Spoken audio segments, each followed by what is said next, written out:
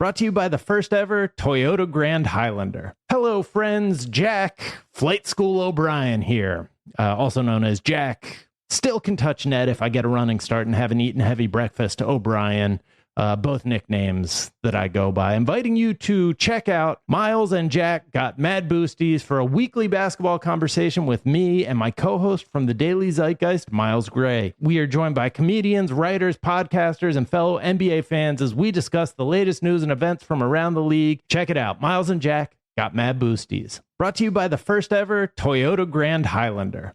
Tired of restless nights? At Lisa, we know good sleep is essential for mental, physical, and emotional health. From memory foam mattresses to hybrids that keep you cool all night long, Lisa's mattresses offer exceptional comfort and support with free delivery and 100 nights to try out your mattress in the comfort of your home. For a limited time, save up to $700 off select mattresses plus 2 free pillows. Go to lisa.com/iHeart for an additional $50 off mattresses and select goods. Exclusions apply. See lisa.com for more details.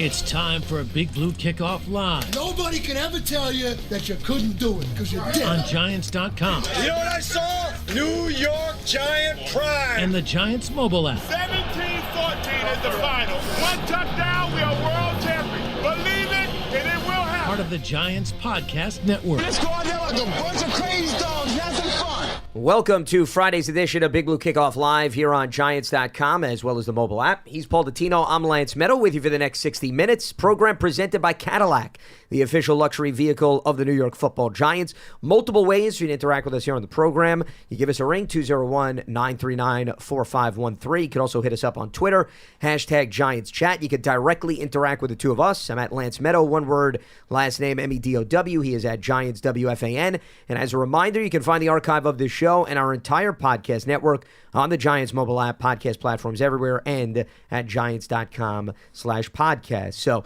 the last show of the week before we turn our attention fully to the scouting combine, we're going to have a normal show here on Monday, then shows live from Indy Tuesday through Friday. It'll all be the same time, 12:30 to 1:30 p.m. Eastern.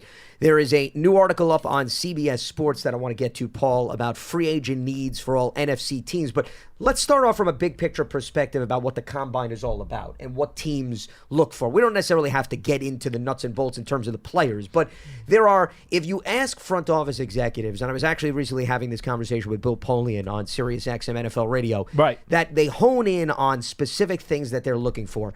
Most executives will tell you it's not getting bottled down in all of the drills, but there are certain measurements and standards, Paul, that they set. So if you watch a defensive lineman on film and you saw somebody flourish 2 or 3 years ago, you want the defensive lineman for this year to maybe match those measurements from previous years, because usually it's a good ballpark figure, indication-wise. There is the face-to-face interview, which teams get a tremendous amount of value because they get 20 minutes or so looking at a player in their eyes and seeing what they're all about. Sometimes they have a team psychologist involved in that meeting to provide analysis as well. And then probably the cherry on top, which is more valuable than any other component, is having access to the medical information. I would probably rank that number one. It is number one. I would put maybe the measurements as well as the meeting face-to-face, neck and neck for number two. But I would say those, to me, Paul, are the three main factors, substance-wise, that you get out of the combine. Yeah, there's no doubt in terms of the combine itself. The ancillary benefit is that the GMs have access to all these agents who are floating around the hallways. Yep. There is a lot of conversation going on about those pending free agents that we were discussing yesterday. Trust me. And fellow NFL executives, too. No question. Whether it's in the hallways of the convention center or in the lobbies of the hotels, or for that matter, in the bars or the restaurants. It is nonstop NFL conversation. And, you know, to be honest with you, I've been in the stadium for the drills that you will see on television. NFL Network will televise all the drills in the stadium from the combine. I've been in the stadium for those, and I've watched those. And it's a unique experience. It's kind of fun. It's kind of different. But that's not where you glean your info. where I get the crumbs the scuttlebutt that really helps me start to formulate some strong opinions coming out of the combine comes from all the other places. Whether it's in the media room or whether it's in the actual interview room where all the prospects come and sit at the different podiums and give out, their interviews. What I really like a lot of times, just so people understand this, when they bring in, let's say, at 11 o'clock in the morning on Wednesday, they'll bring in, let's just for argument's sake, say linebackers, okay? And the linebackers will come in for 15 minutes at a time. They'll bring in waves, and they'll put them around the perimeter of the room at their own little podiums. And they'll sit there, and they would just wait for crowds of media to come. And sometimes it's a big crowd. A lot of times with your top 10 picks, that crowd could be 50 people deep, literally like a beehive around that guy's podium. You haven't been ever? No, I haven't, but I'm very familiar with this setup, though. I know how it's I didn't know if I was throwing you off. No, I'm completely following. And it gets to be really hairy, even trying to get your question in, because everybody is just jamming this guy for his 15 minutes, trying to get whatever their question is. Then you've got other players, and they're usually, your third or fourth rounders maybe, who are at the combine. You go over to their station, and there might not be anybody there. Well, it's an intimate interaction. Or maybe, it's a one-on-one, or maybe there's only one or two reporters there. Now you get a chance to go over and talk to him, and maybe you cut your eye on him, And in fact, I remember, I'll give you a great example. Darnay Holmes, during the combine, when he came to the combine, he was sitting at his podium, and Holmes was a known prospect. He wasn't like an underdog out of left field. People knew who he was. He played at UCLA. Yeah, in the private program. And he was considered a very highly draftable player. So I was interested in him. He was one of the guys that I targeted that I wanted to talk to. I wanted to get a feel for him. And so when I went over to him, and there was only 3 people there. And I waited. They asked a couple questions, and then they walked away. So now I'm left.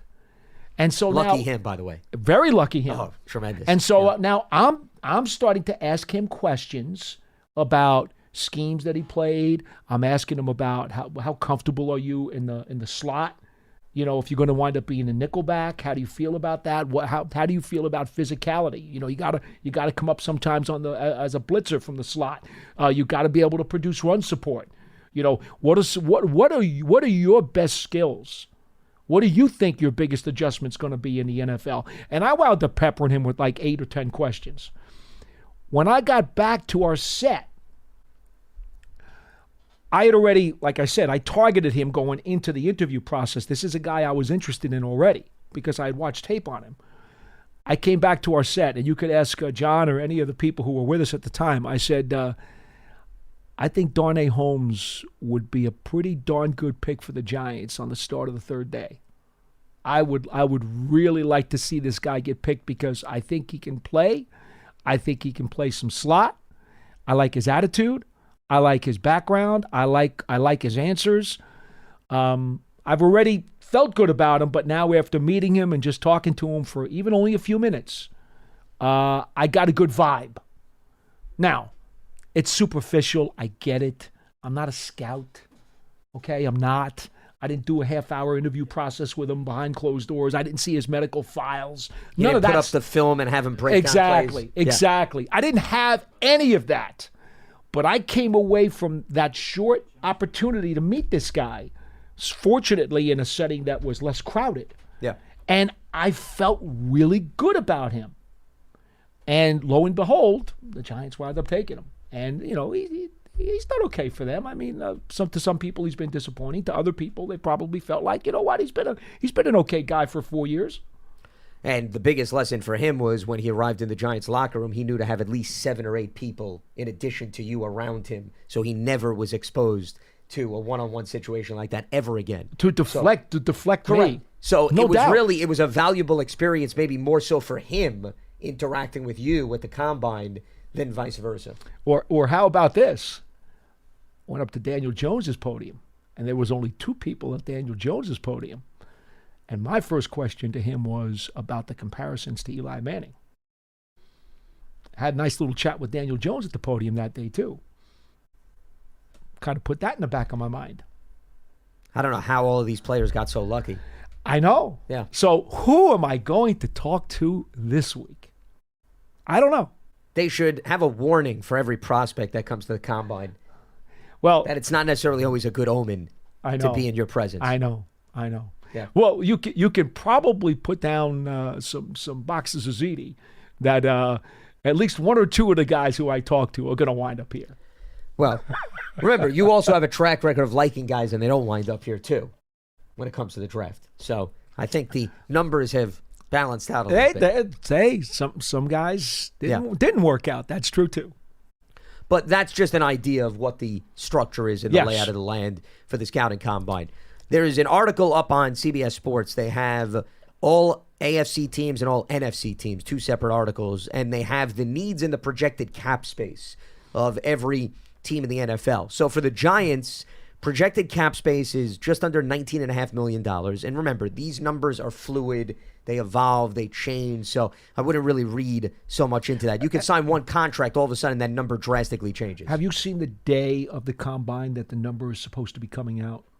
When they give out the salary cap numbers you're talking about? The salary cap number is supposed to come out during the combine week. Yeah, I'm not but exactly I haven't seen sure the day. which day. But I would assume by midweek we should at Keep least have looking an out idea. for that, folks. Yeah. That's an important day. There are a lot of individuals, though, that have already put out projections of what they think. Well, yeah, not only Mike the cap- Florio says Correct. 250. Well, in addition to Florio, there's been plenty of other individuals, and I'm not just talking about the salary cap number, also the franchise tag numbers have also been projected. And usually those numbers are reasonable in that ballpark. They'll be close. Yeah. I mean, we're talking a difference of maybe 2 to 3 million here or there. 2 to 3 million could be a couple of players.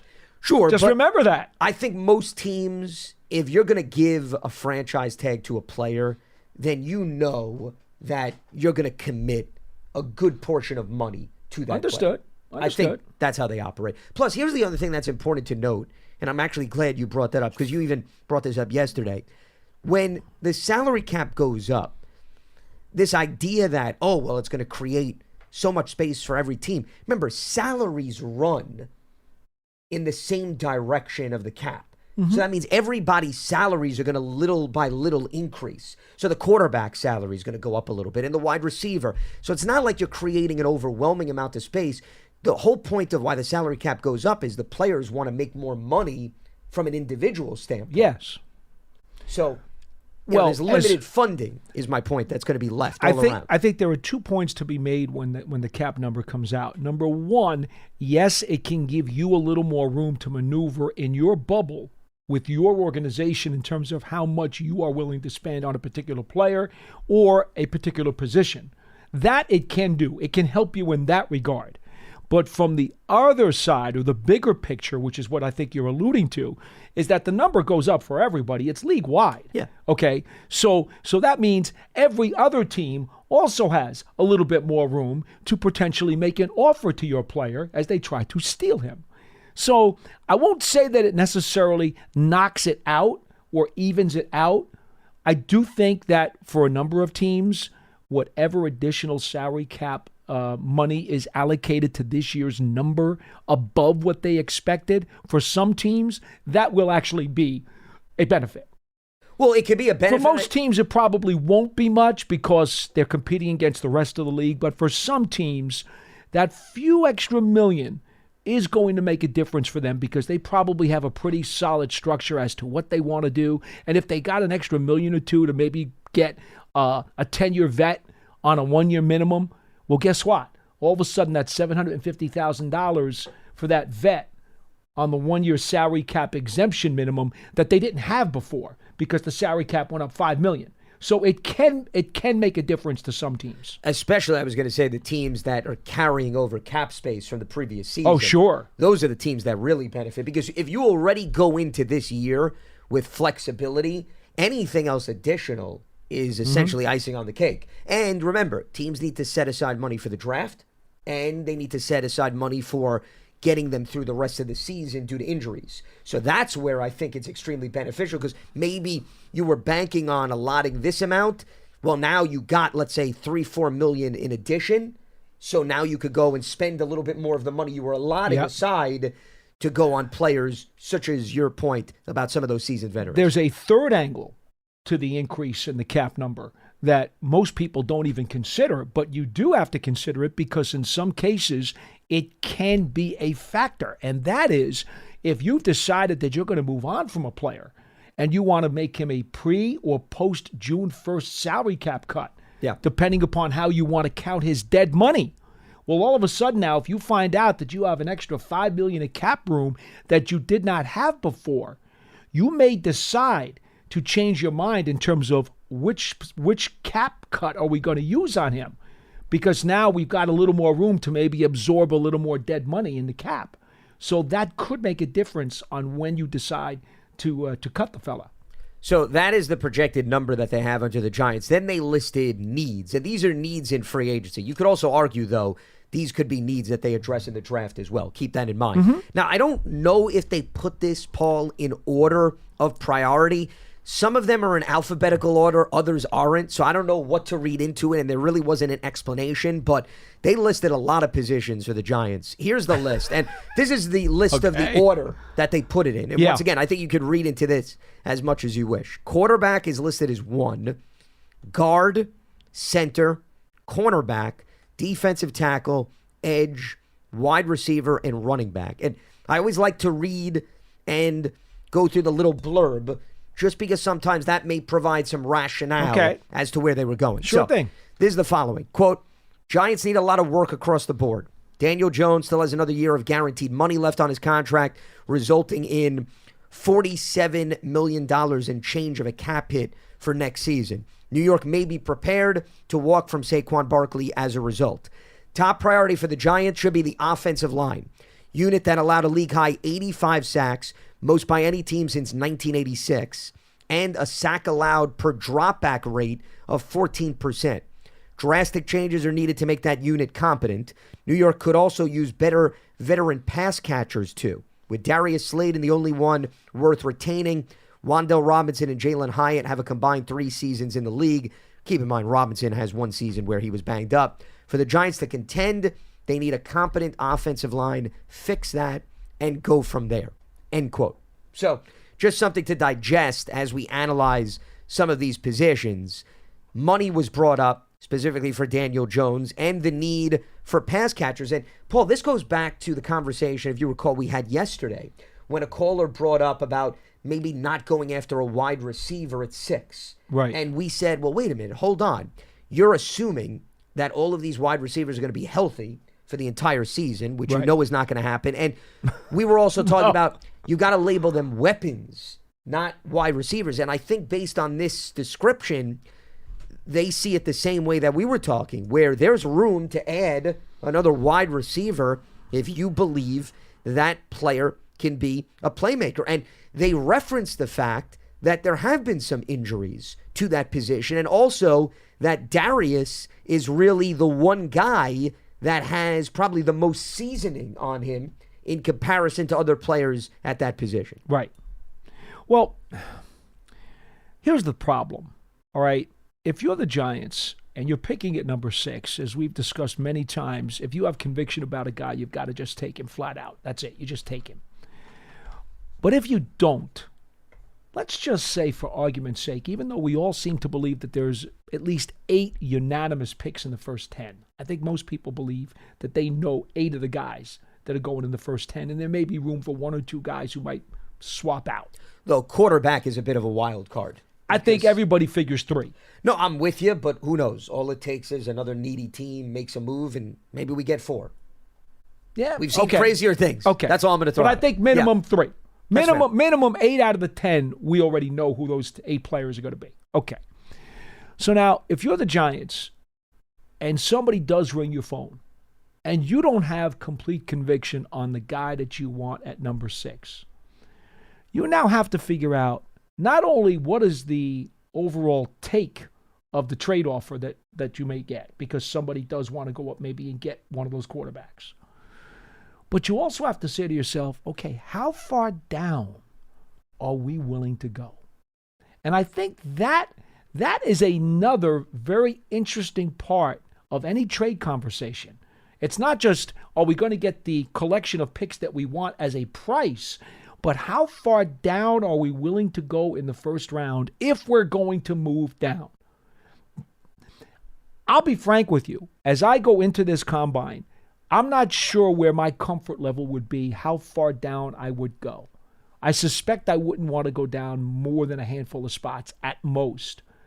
There have been other times where we've been on this program, and certainly the Giants were a little bit closer maybe to the middle, and I was like, yeah, you know what? I could go down another 6 or 7 spots. It wouldn't bother me if I went down to 16, 18, 21, 22. Maybe that doesn't bother me because I just have a feeling that that's going to be okay. I don't know right now how far down I'd be willing to go, regardless of what the trade offer is. Do you have an idea? How far would you go? Well, my response to you was actually going to be, I think number 6 is too valuable of a commodity. You don't think you would trade it at all? It's hard, Paul. I mean, when you look at the needs of this team, where this team is, and... Remember, there are multiple needs. Sure. Remember that. But when you start moving down the ladder, I think history of the draft has shown that the chances of that player becoming a franchise game changer, a Hall of Fame potential talent, a all-pro Pro Bowler does diminish, Paul. I think in fairness. It does. Okay? I have the legitimate chart on this. No, I know. Well, I mean, whether I have the numbers in front of me or not, I've seen enough that I think there's a great deal of validity behind that. So if we're talking about you go from 6 to 9, no, I don't think that's crazy. But if you start talking about you're going from 6 to 18, 20, that is a drastic jump the opposite way. Now, could the Giants move down, Paul, get resources, and then look to make a move up? Meaning you want to stack up chips, but now you like a player that's still on the board and you can maybe swap with a team. Mm-hmm. Maybe you can move up. I mean, we've seen teams do that. But once again, when you start leaving the territory of where the Giants are, you're giving up potentially on a talent, and I'm talking about at any given position, that could change the trajectory of one side of the ball for your team potentially. It could. Okay? It could. Not a guarantee, but it's a possibility. The only situation that would swing me to make a jump down is if you have no interest in taking a quarterback when you're on the board. Right. Meaning you don't like anyone that fits that profile, Mm-hmm. but a team is itching. I mean, they are scratching like they got eczema on both hands, okay? And that rash is growing. Well, that's the way And the they're Jets willing- were when they were traded up to get Darnold. Correct. They told the Colts, come on, just come in here and take every Well, but that bar wasn't in a the vault. dress. If I'm correct, weren't the Jets like 6 or something, Yeah. and they moved up to 3? So Yeah. that wasn't crazy. Well, that's what a lot of people want the Giants to do. Well, but no, but I'm talking about a team. A lot of people do. Well, but I'm talking about, Paul, a team in the teens that has Oh, interest okay. in a quarterback. Okay? Okay. So this is a sizable. Okay. That's what I'm referring to. I'm not referring to 8 to 6 or some minute jump. I'm talking about you get a phone call. You don't want to take a quarterback. They're in the teens. They need to move up. And they're enamored with this Okay. guy. And you're listening. And now they're talking shop. And they're willing to give you an offer that is very hard A boat. to pass up. A boatload. Okay? Yeah. Okay. That's when I start listening and I say, okay, that's something worth heavily considering because the group of assets that you would be getting in return, and who knows, maybe you get a proven veteran. Remember, in some deals like this, we've seen established players Yes. be involved too. Yes. That's when you have me listening a little bit closer. Okay. But anything short of that, once again, I return to number 6, I think is too valuable to pass up. Okay. I'm going to give you one piece of historical evidence that I gave to Howard Cross on the show the other day. It may or may not change your mind. I'm not trying to convince you. No, I'm just I'm all offering ears. you Sure. more fruit to chew on. Yep. I did a study, NFL draft beginning in 2000 through 2020, because anyone taken in 2021 is still on their rookie contract. Okay. So therefore, I wanted to exclude 21, 22, and So 23. a 2-decade period. So it's a last 2-decade period. Yeah. Overall picks between 1 and 10, only 55% of them have made at least one Pro Bowl. Well, but that's still a pretty good percentage. 55%. Yeah, that's half. More than half. If I said to you, give me the over-under before I gave you that number, you would have probably said 70. You certainly, if I said to you 55, you would have I left. would have went that high. Maybe I would have went into the 60s, Paul. But in fairness, remember, we do use the term inexact science left and right. There's a reason why we say that. We do because we know we work in this industry. I don't think most people out on the street would have believed 55%. They clearly would have gone higher. I mean, I think that to me is lacking perspective based on how the NFL works. Look what we're talking about. You know, a lot of times. Well, but a lot of times, without the data in front of them or the information in front of them, it's easy to get carried away. And by the way people salivate over these top 10 picks, you'd swear that everybody believes those guys are going to the Hall of Fame, and they're not. Well, you know what, though? I think realistically, if you understand the ins and outs of the draft, that would bring that number down in anyone's mind is if 3 or 4 quarterbacks are taken fairly early in the draft, most years, right? I mean, there's exceptions. Mm-hmm. The chances, Paul, of all 4 of those guys panning out is slim. I happen to agree. Happen to agree. You don't have to convince me of this. I'm not trying to convince you. We're just having a conversation. What I'm saying is that quarterback track record, by default, is not very good. Bring down the number. It absolutely does. And that's my point. Okay.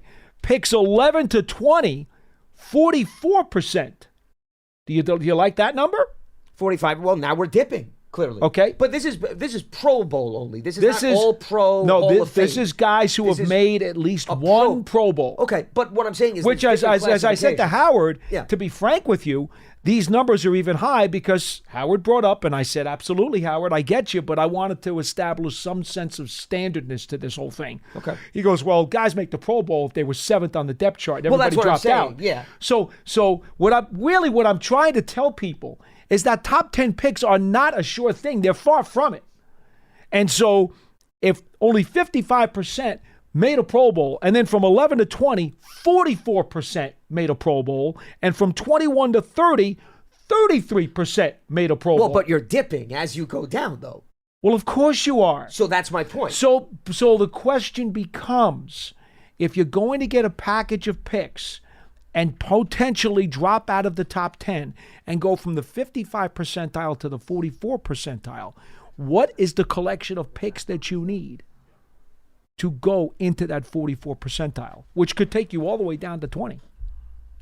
Well, if you move from 6 to 20, you're probably talking about assets for the following year. Oh, no question. And you have no idea where the team that you're swapping with is going to wind up drafting. I'm probably not going down that far, to be frank with you. I'm only comfortable with a few spots, but I'm simply throwing out that hypothetical because that's what we do right now as we go into the draft. Sure, but everything's hypothetical. Going back to our initial conversation, my point is you need to take a move that far down to get a sizable package that I think impresses you to feel good about leaving 6. That's my point. Let's put it this way. If you had to leave the top 10 and went into the next grouping of 10 and your chances of landing a Pro Bowl player are only 11% less, is that going to significantly hinder your desire to make a move? I guess that's the question I'm asking you. If we're talking about a difference of 11%, no, I don't know if it would hinder. I think that probably would be too strong of a word. I still think I'd be open to it. But once again, I don't think from the Giants' perspective, if you make a trade like that, to me, it's not just about what you're going to get out of the 2024 draft. There's no question. It's about what you're getting down the road. Correct. And who knows where, once again, the team that you're swapping with ends up. Whether it be a 2025 pick, a 2026 pick. And I know a lot of individuals are listening and saying, well, they need all the assets they can get in 2024 to help move the process forward. They could use some stuff in 25 too. Without a doubt. So you can't look small-minded just through the lens of 2024. And even without making the trade, Giants have a nice group of relatively high picks this year in terms of, top 70, top 80 picks. Not a bad situation that they're currently in without even making a move. Yeah. I'll let it go there. No, interesting numbers. What I would be interested I felt compelled to at least give them to you because it was interesting to me, and it did give me some food for thought. I would be interested, and I guess maybe on the surface you would claim, well, wait a minute. If you made a Pro Bowl, then in all likelihood you made an All-Pro and you got to the Hall of Fame. Hard to believe that the Pro Bowl didn't. No, I'm saying if you would have taken Hall of Fame, All-Pro, Pro Bowl. And to make it even further. The number would be a lot lower. Really? You think so? Yeah. I don't know about that, Paul. Yeah, because there are a number of guys who make the Pro Bowl who don't become all NFL. There's a smaller that go the other way. But Pro Bowl guys, the Pro Bowl number, remember, you can have multiple guys because guys are dropping out because they don't go or they get hurt. Sure. And all of a sudden you're 6 on the depth chart and the guy makes the Pro Bowl. All NFL, the AP votes, and it's 2 guys, at every position, first team, second team, limited all pro. Spots. Yeah. There is no dropping out. So if they're taking 6 nose tackles to the Pro Bowl by the time they get to number 6, well, the nose tackle spot only has 2 in the all NFL voting, the all pro voting. Sure, but I would find it hard to believe that there wasn't a lot of overlap, I guess is my point. If you really want me to take the time, I'll go through that chart. I'm just throwing that out there. This chart took me enough time to do. Oh, I'm sure it did. I mean, heck, you could even throw in individual awards. Guys that won MVP. Or NFL Offensive Player of the Year. Anyway, NFL Defensive it's Player 4 picks in the first 70 for the Giants or 5 in the first 108. Yeah. And that's a nice volume. It's very nice. Going in. So you got to look at that as another consideration, Paul, before you say, okay, we need to get more for 2024. That's why a trade like that is, to me, maybe what you get the year after. The other part is move up. And not in the first round, but maybe you decide, you know what? We want more in the second round. So maybe you package something. Maybe you package, and as part of the deal, you try to get a third, second round pick. Sure. Or you try to get back in at the bottom of the first round, which is unlikely, but to add a second or a third or moving up in those 2 rounds is always a possibility. Yeah, and it depends. Listen, you could feasibly move into the lower rankings of the first round if the team that you're talking to doesn't think there's a drastic difference between a high second-round pick Anything's possible. There are some unlikely, years, but it can happen. But there are some years where the lower first-rounders are second-rounders. So teams say, what's the difference? Mm-hmm. And based on the rookie pay scale, you benefit as a result of that. Sure. Few reminders before we open up the phone lines. Giants Huddle Podcast. You can check that out on your favorite podcast platform. You go to giants.com/podcasts.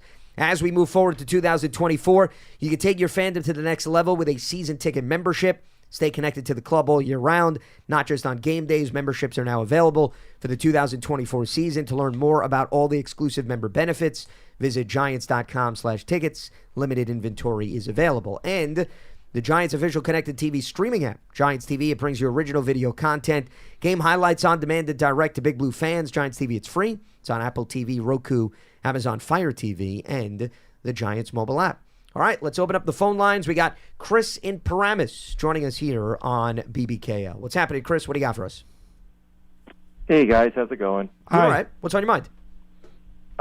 So I want to talk about Daniel Bellinger, who, in my opinion, is the most underrated player on this roster. He's kind of a Swiss Army knife, inline tight end. He can, pass catch and play action. Pseudo fullback. He had a lot of production in 2022. He was under Andy Bischoff's tutelage. If anybody's not familiar with Andy, he was coming from Baltimore. He helped the development of Mark Andrews. Yeah, but he's now gone. Right, yeah, unfortunately, yeah. Mm-hmm. But coming off that 22 production, in the offseason of 22, he attended the Tight End Academy. Yep. And George Kittle was actually quoted as, praising him as a top up-and-comer. And he kind of got shelved in 23. Now, that could be part of the reason why that the Waller addition and that trade. Well, that's a big reason why. But yeah, I mean, I just think that he could be a much, much larger part of this offense because he's so, flexible in terms of position. And, now that it's draft season, I hear about Brockers potentially being the number 6 pick. And, I think is not as large of a hole at tight end as I think a lot of people think. I think, Daniel Bellinger could be the number 1, given, Waller's health issues. But it's a lot to chew on, but I just wanted to get your guys' take on Bellinger as a player, Bellinger's future, because, it's kind of got on the shelved a little bit in last year, and I don't know what the reasoning behind that was, but well, I mean, once again, I'd point to the arrival of Waller and appreciate the phone call, Chris. The other thing is, and I'm bringing up his numbers, Paul, and this to me tells it all.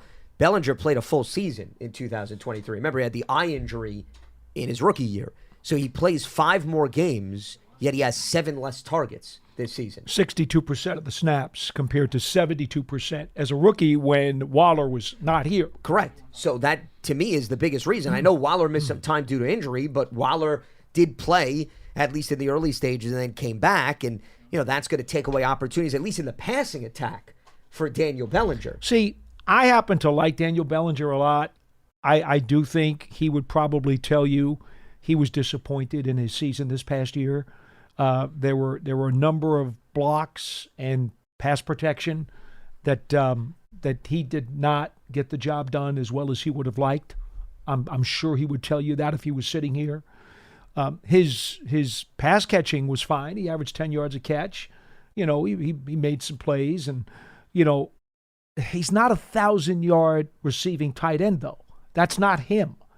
And the Giants, without a 1,000-yard receiving receiver, wanted a 1,000-yard receiving tight end, so they went out and traded for Darren Waller. Especially given the limitations at wide receiver and now, the injuries. If you had a bona fide game-breaking stud at wide receiver who was a lock for 1,000 yards, well, then perhaps a tight end like Bellinger, who is not that particular threat, would be a much easier fit into your system.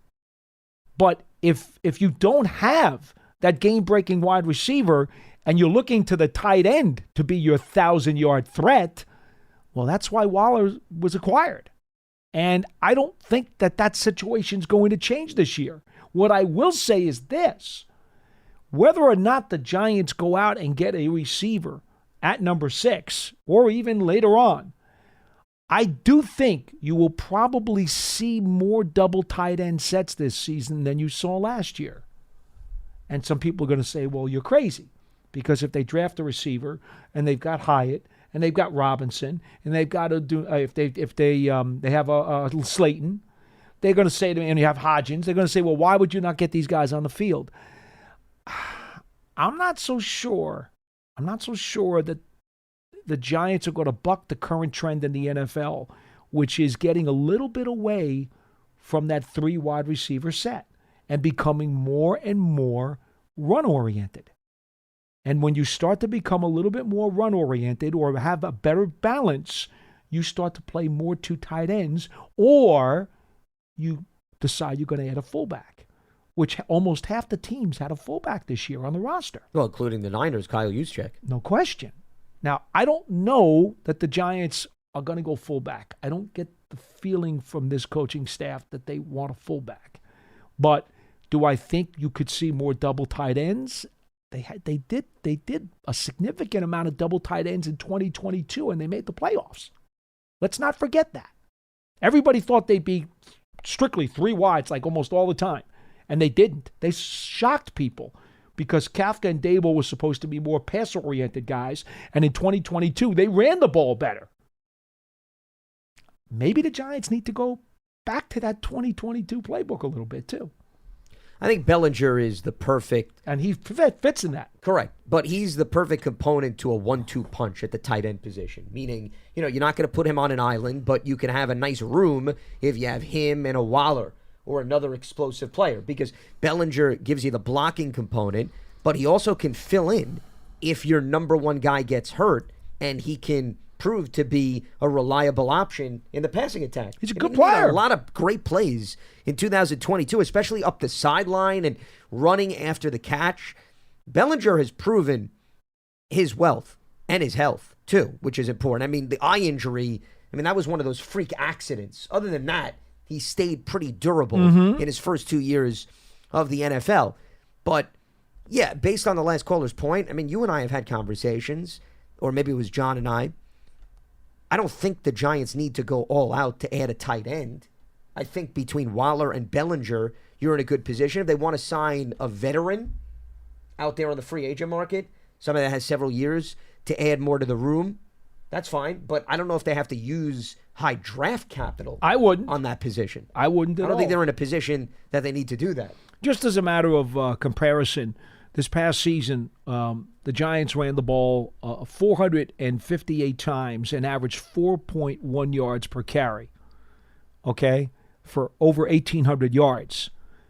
In the playoff season, and again, this just goes back to proving what's becoming very obvious in today's NFL as the tide starts turning the other way, 520 rushes for over 2,500 yards and a 4.8-yard average.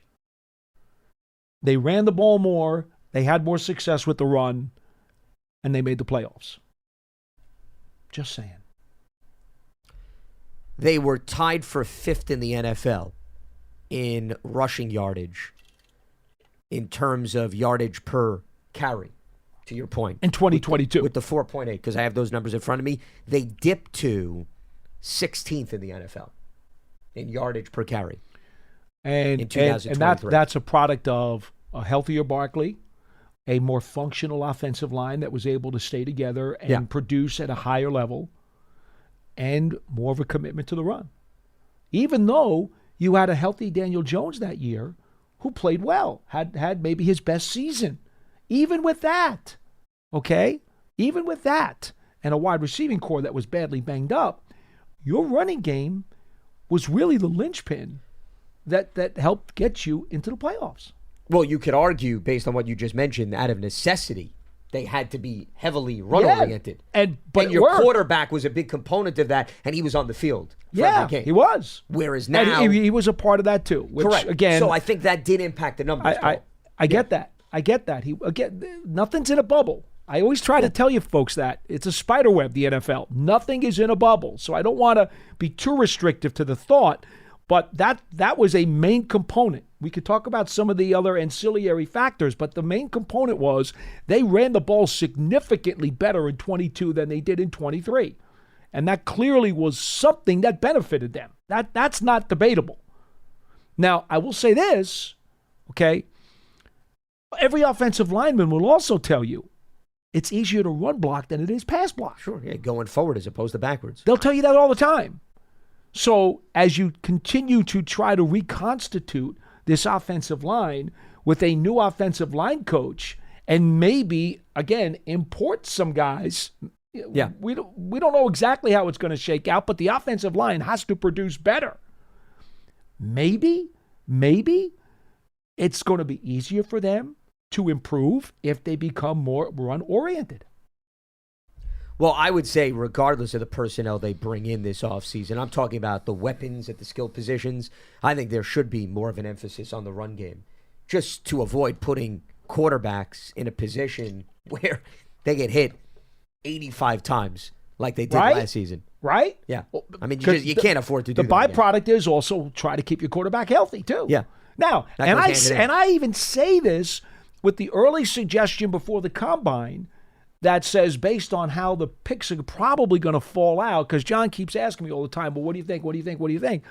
I said, well, if they fall out the way it's going to fall out, right, they'll probably have Odunze and Neighbors are probably going to be available at 6. You're probably going to get a chance at one of those two superstar receivers. Would you take one?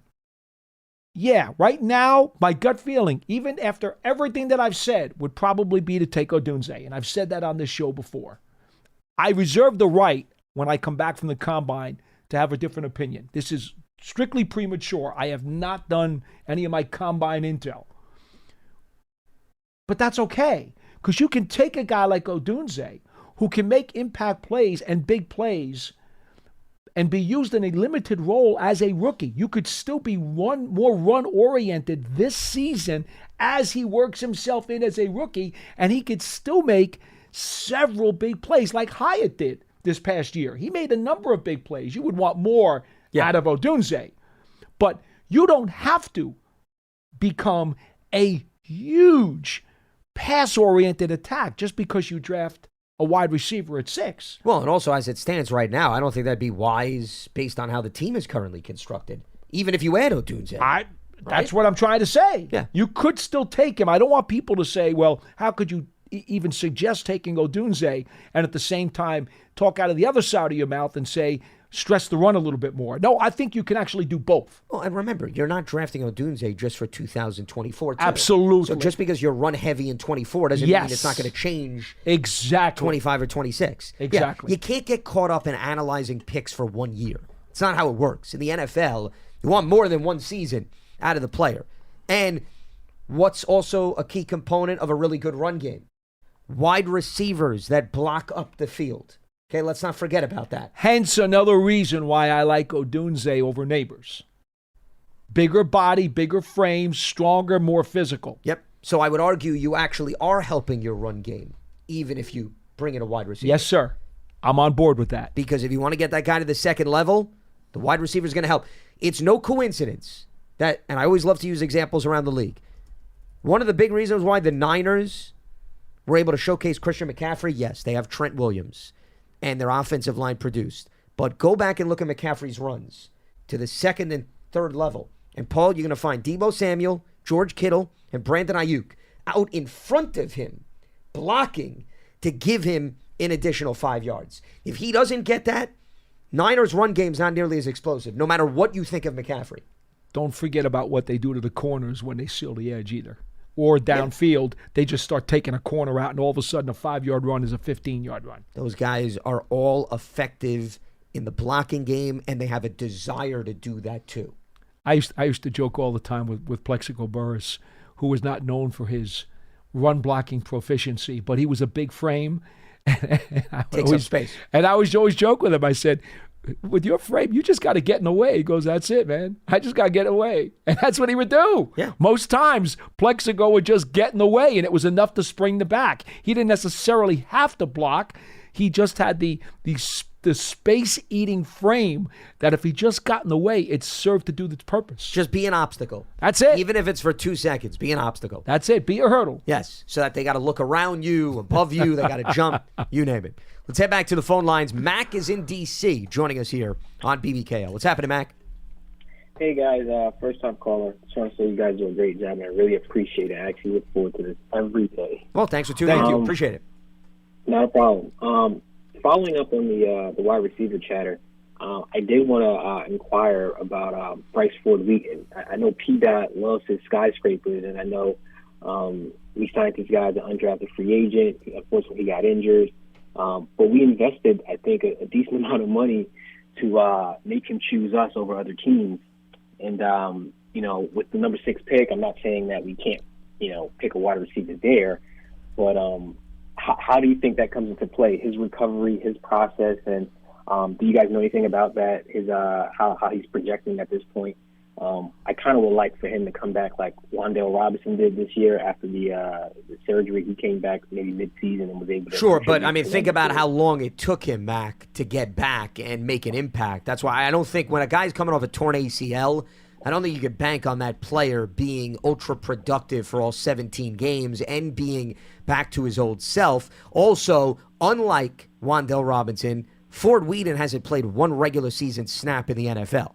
And if you're going to draft a wide receiver at 6 and you take into consideration all the guys that are under contract, maybe tough for him to make the roster. Remember, he's got to make the 53. Before you even talk about his potential impact, he's got to find the spot on the 53-man roster. And that's no given based on the volume that we're talking about at that spot.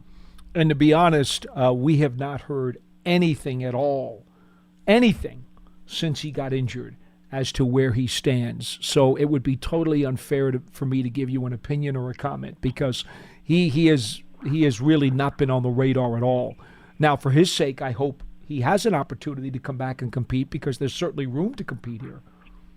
Now, that was the 3rd preseason game against the Jets. Just understand when he was injured. So, I mean, he's had the entire year to get ahead of the process compared to a Wan'Dale Robinson who was hurt, I want to say, in week 11, his season when he tore his ACL. Yeah, it was. I think it was week 11 against the Lions. I know it was against the Lions. I just don't remember which week it was. It was past the halfway point. I'm pretty sure it was 11. So a little bit different in terms of the timeline, but I think the difference, once again, Mac, between him and Wan'Dale is Wan'Dale got on the field, was a high pick, proven talent to a certain degree.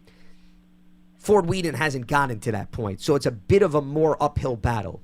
So right now, without knowing where he is and how the rest of the roster is going to shake up, I wouldn't bank on him absolutely having a place on the depth chart.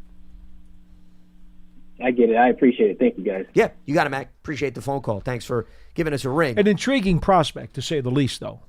You know, I wouldn't deny that. He is not a burner. He is a big framed receiver who will be a possession guy. But he's certainly not a burner or a game breaker or an impact receiver. He is more of, you know, again, he is a possession guy. That's what he's going to do. It remains to be seen. Again, we're going to go into this like we do every August. How many receivers do you keep? And you don't And can know. you play special teams? I don't think he's a special teamer in any way for me. I don't know that. Well, there's right not now. enough. Yeah, I mean, you can't see what he could potentially do on the NFL level because all you have is what he did in college. The other thing that comes to mind player-wise is Colin Johnson, because I feel like we were having similar conversations about Colin Johnson, right? Here is a guy with size, NFL experience, missed all of 2022. We were talking about him for this year, right? And he never even made the roster. Right. But Johnson at least had NFL tangible evidence, Paul. I Ford know. Whedon doesn't have any of that. Well, to be frank with you, Isaiah Hodgins has some size. He's a possession receiver, showed a really strong proficiency during the final third of the playoff season in 2022, and then last season was really quiet. To be frank, if you look at his stat line, he was very quiet. Do you know for sure if that's what you're going to get out of him this year, or is he going to be more of the guy you saw in 2022? Right now, I think it's only fair to say you don't know. And let's be realistic. You know, could he be beaten out? Maybe he could. I don't know.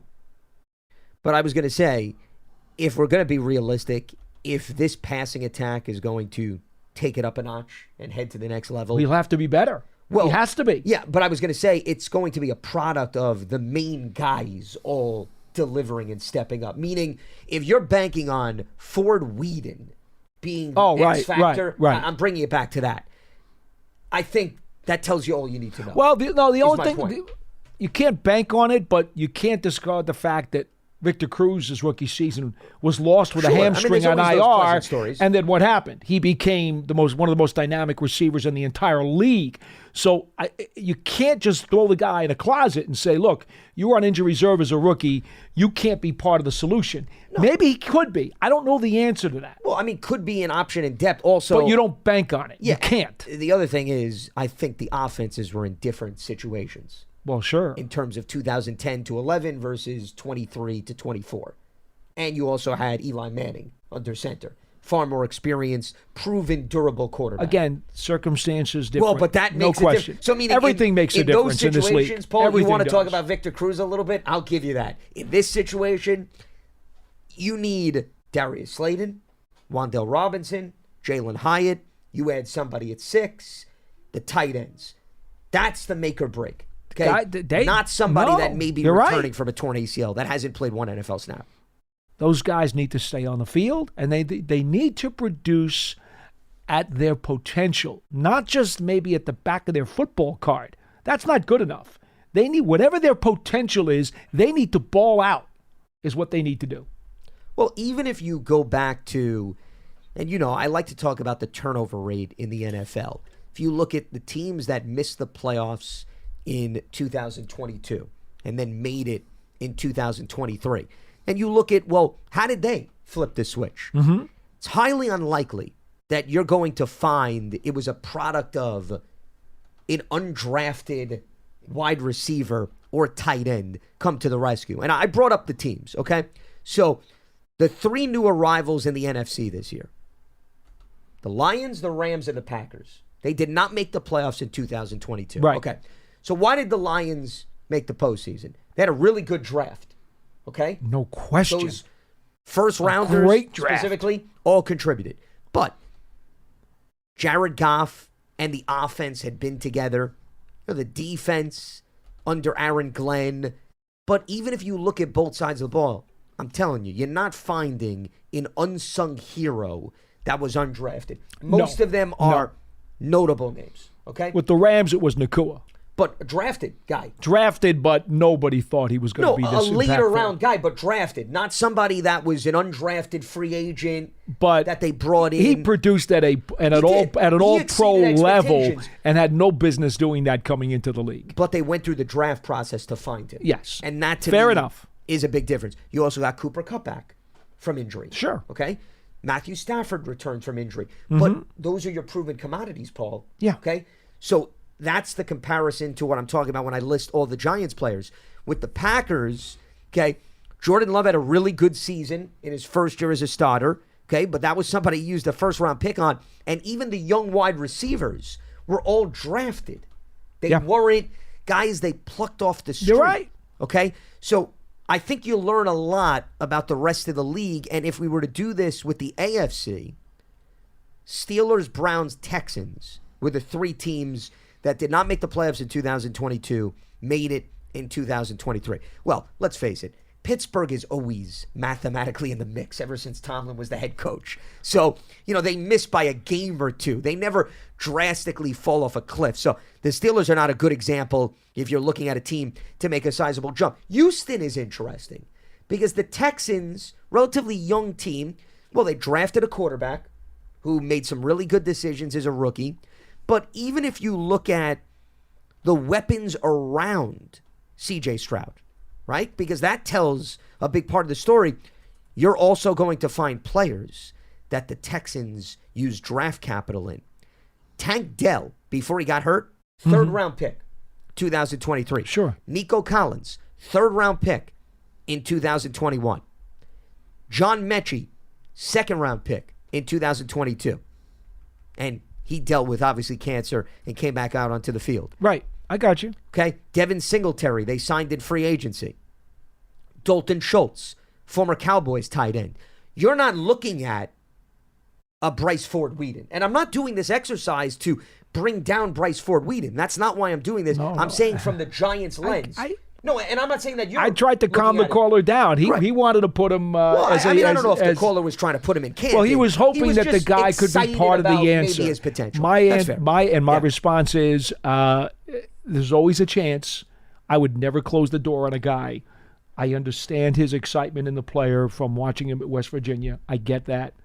But, don't close the door on him, but don't bank on him either. Correct. That's all. Yeah. And that was the point of me going through these other teams. Because the Giants are the same position, right? They're looking to bounce back, looking to get back into the playoffs. But you see young players who were scouted and developed thanks to the coaching staff, not some of these gems that appeared out of nowhere. So the Giants are going to move forward. It's got to come from the recent draft classes. And, Paul, we had this conversation entering 2023, that it wasn't going to be just about the 2023 draft class, right? It was going to be, could you get a little bit more out of 21? 22. The combination of all of these classes. And if you go back to the Giants draft, their history, in recent history, no matter who they bring in here in 2024, it's got to come from the players that showed flashes as rookies doing more than just showing flashes. Okay? That's what it has to come from. For example, Micah McFadden had a tremendous season. Can Micah McFadden duplicate what he did in 2023? Right? Isn't that going to tell an awful lot? You got to do better than that. Okay. Well, my point is not just duplicate. That's fine. I'm with you. You know, when you're a young player and you get to your third and fourth season, man, you still got to show some ups there. You can't just flatten out in year two and say that's what we're going to be. You still want improvement in the third year, and that's where you really the old mantra is your third season. That's where you really better show that you belong. And then from that same draft class, okay, Wan'Dale Robinson had a nice second half of this past season. Can he stay healthy, and could he put it all together for 17 games? Evan Neal was a part of that draft class, okay? Are you going to get him to stay on the field? Cordell Flott, Paul, was a part of that draft class, and you've brought him up as a valuable component in the secondary, but he's also dealt with some injuries. We were talking about Daniel Bellinger. He's part of that draft class. Dane Belton, who got some opportunities late last season when Jason Pinnock got hurt. So, all of these things you've got to see now come to fruition, but it can't be 2 good games out of this guy, 3 good games out of that guy. It's got to be you can bank on, you can hang your hat on production out of a cluster of 7 to 8 guys. That's how teams take the next step forward. So it's more than just the 2024 draft. With that being said, I think that'll wrap up shop here on Friday's edition of Big Blue Kickoff Live. So we'll have a show from our studios here on Monday, then Tuesday through Friday from the Combine in Indianapolis, and everything is 12:30 p.m. to 1:30 p.m. Eastern. We're trying to make it as easy as humanly possible on you. You don't need to change your clocks. You don't need to adjust your schedule. Or just download it on the app after the show's over. That's true. That too. The archive is always there. Bush. Yeah. The archive is always there. See, even if you miss the program live, we do actually make it easy on you. So I should have started by patting ourselves on the back. Yes. But I decided to make it more Podcast challenging. platforms everywhere. There you go. We test Paul after the show ends if he can name every single platform that you can access this program. I fail. Well, you did pretty good on the fly here, though. So I will say you passed with some flying colors. Today's episode of Big Blue Kickoff Live, part of the Giants platforms everywhere and Giants.com/podcast. For Paul Dottino, I'm Lance Meadows. Stay locked to Giants.com for all the latest. Enjoy the weekend. We'll speak to you on Monday right here at 12:30 p.m. Eastern. Have a good one. Introducing the Lisa Chill Collection, your answer to hot nights. These mattresses beat the heat with ultra-cool covers, whisking away heat for the perfect sleep temperature. Save up to $460 on Chill mattresses and get 2 free pillows when you shop now. iHeart listeners can save an extra $50 off by visiting lisa.com/iHeart. That's LEESA.com/iHeart. Exclusions apply. See lisa.com for more details. You deserve to treat yourself, so turn your tax refund into a U fund and give yourself a Straight Talk Wireless Extended Silver Unlimited plan and get a new Samsung Galaxy A14 on them. You can get a great everyday value on wireless with Straight Talk's Unlimited plan starting at $25 a line per month for 4 lines. You'll save so much you'll be enjoying that refund all year long. It's the refund that keeps on refunding. Find Straight Talk at straighttalk.com or at your local Walmart store. Taxes and fees not included. Offer valid through 4/14/24 while supplies last. Online only. Must purchase a Straight Talk Extended Silver Unlimited plan to qualify. Limit of 5 phones per customer. Family plan discount with 4 lines, all on the Silver Unlimited plan. Not combinable with autopay discount.